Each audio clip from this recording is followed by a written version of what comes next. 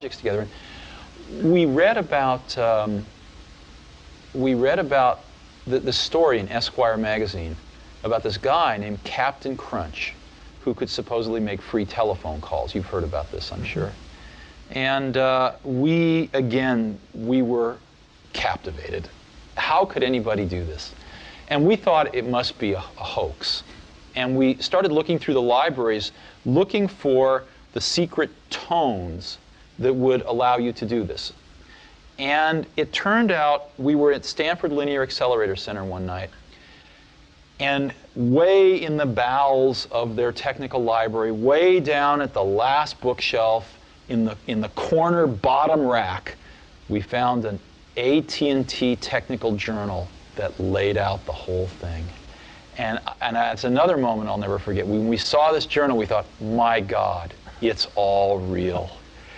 And so we set out to build a device to make these tones. And the way it worked was, you know when you make a long-distance call, you used to hear doo-doo-doo-doo-doo-doo, right in the background? They were tones that sounded like the touch tone you could make on your phone, but they were different frequencies, so you couldn't make them. It turned out that that was the signal from one telephone computer to another, controlling the computers in the network. And AT&T made a fatal flaw when they designed the original telephone network, digital telephone network, was they put the signaling from computer to computer in the same band as your voice, which meant that if you could make those same signals, you could put it right in through the handset. And literally, the entire AT&T international phone network would think you were an AT&T computer. So after 3 weeks, we finally built a box like this that worked. And I remember the first call we made was down to LA, so one of Woz's relatives down in Pasadena. We dialed the wrong number.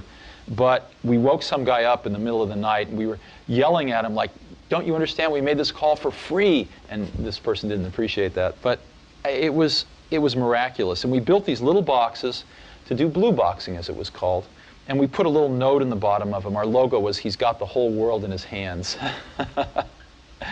And they worked. We built the best blue box in the world. It was all digital, no adjustments. And so you could go up to a payphone, and you could take a trunk over to White Plains, and then take a satellite over to Europe, and then go to Turkey, take a cable back to Atlanta, and you could go around the world. You could go around the world 5 or 6 times, because we learned all the codes for how to get on the satellites and stuff. And then you could call the payphone next door, and so you could shout in the phone, and after about a minute, it would come out the other phone. It was miraculous. And you might ask, well, what's so interesting about that? What's so interesting is that we were young, and what we learned was that we could build something ourselves that could control billions of dollars worth of infrastructure in the world. That was what we learned, was that us two, we didn't know much, we could build a little thing that could control a giant thing. And that was an incredible lesson. I don't think there would have ever been an Apple computer had there not been blue boxing. Well, I said you called the Pope. Yeah, we did call the Pope. He pretended to be Henry Kissinger. And we got the number of the Vatican, and we called the Pope. And they started waking people up in the hierarchy, I don't know, cardinals and this and that. And they actually sent someone to wake up the Pope. When finally we just burst out laughing, and they realized that we weren't Henry Kissinger. And so we never got to talk to the Pope, but it was very funny.